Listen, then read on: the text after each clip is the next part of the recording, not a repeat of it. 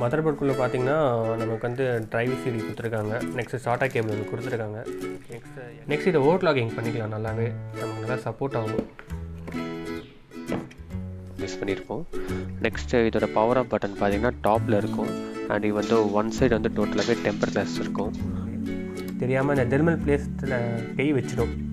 நீங்கள் ஓப்பன் பண்ணும்போது கொஞ்சம் பார்த்து ஓப்பன் பண்ணுங்கள். 4 LED இது எதுக்குன்னா டீபக்கிங். ஒவ்வொரு லைட்டுமே ஒன்று இண்டிகேட் பண்ணும்.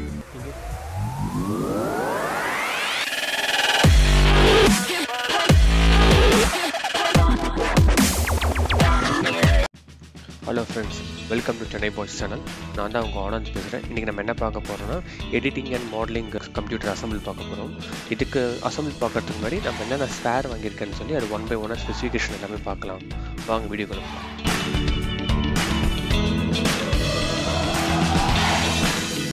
ஃபஸ்ட்டு நம்ம என்ன பார்க்கலாம்னா ப்ராசஸர் பற்றி பார்க்கலாம். இது என்ன ப்ராசஸர் பார்த்திங்கன்னா i5 9th generation processor.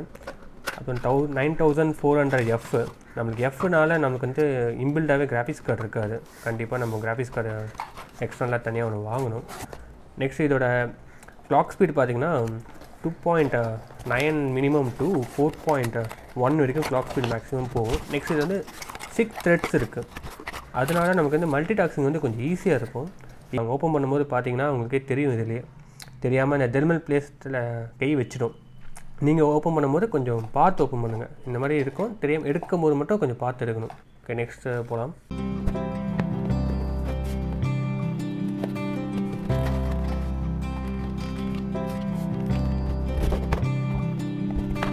Next இப்போ மதர்போர்டு எடுத்துருக்கோம். மதர்போர்டுக்குள்ளே பார்த்தீங்கன்னா நமக்கு வந்து டிரைவ் சிடி கொடுத்துருக்காங்க. நெக்ஸ்ட்டு SATA கேபிள் ஒன்று கொடுத்துருக்காங்க. நெக்ஸ்ட்டு LED கனெக்ஷனுக்கு கேபிள் கொடுத்துருக்காங்க. நெக்ஸ்ட் ஈவன் ஸ்டிக்கர் ஒன்று கொடுத்துருக்காங்க MSIலேருந்து. ஓகே, இதில் என்னென்ன ஸ்பெசிஃபிகேஷன் லைனாக பார்க்கலாம். இது மதர்போர்ட் டைப் என்னென்னு பார்த்தீங்கன்னா MSI B365M. நெக்ஸ்ட் இது எதெல்லாம் சப்போர்ட் ஆகும் அப்படின்னா 8th and 9th ஜென்ரேஷன் இன்டலும் இந்த கோல்ட் அண்ட் சிலிரான் ப்ராசஸருமே இதில் நல்லாவே சப்போர்ட் ஆகும். நெக்ஸ்ட் இது சாக்கெட் டைப் பார்த்தீங்கன்னா LGA1151 அது சாக்கெட் டைப் இருக்குது. அண்ட் கிராஃபிக்ஸ் இன்டர்ஃபரன்ஸுக்காக அங்கே PCI 3.0 16 ஸ்லாட் கொடுத்துருக்காங்க. இங்கே ஈவன் இதில் வந்து PCI வந்து எக்ஸ்ட்ரா 2 ஸ்லாட் கொடுத்துருக்காங்க. அது எதுக்குன்னா வைஃபைக்காக. நம்ம தனியாக வைஃபை கார் மாதிரி ஸ்லாட்டில் போட்டோன்னா நமக்கு 5G எல்லாம் நல்லா சப்போர்ட் ஆகும். அதுக்கப்புறம் இல்லை டூவல் சேனல் DDR எதுக்கு சப்போர்ட் ஆகும் பார்த்தீங்கன்னா 266 MHz வரைக்கும் சப்போர்ட் ஆகும் இதோட ரேமு. நெக்ஸ்ட் ஈவன் ஒரு M.2 ஸ்லாட் கொடுத்துருக்காங்க SSDக்கு. நெக்ஸ்ட்டில் என்னென்ன போட்டிருக்குன்னு பார்த்தீங்கன்னா டோட்டலாக 6 USB சப்போர்ட் போட்டிருக்கு. இதில் 3 வந்து 3.1 போட்டும், நெக்ஸ்ட் பேலன்ஸ் 2 வந்து 2.0 போட்டுமே இருக்கும். HDMI அண்டு தனியாக ஒரு மவுஸுக்கு கீபோர்டுக்கு எல்லாமே கொடுத்துருக்காங்க போட்டெல்லாம்.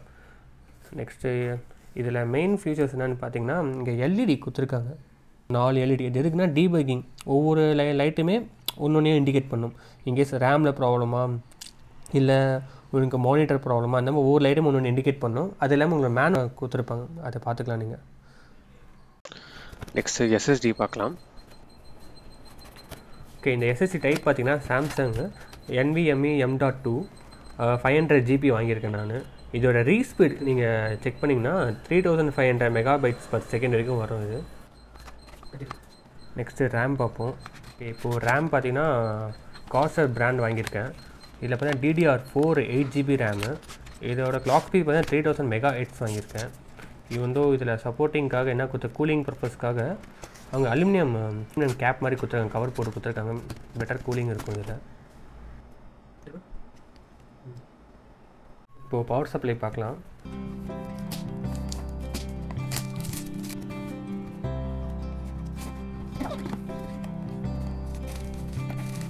நான் என்ன பிராண்ட் வாங்கியிருக்கேன்னா கூலர் மாஸ்டர் வாங்கியிருக்கேன்.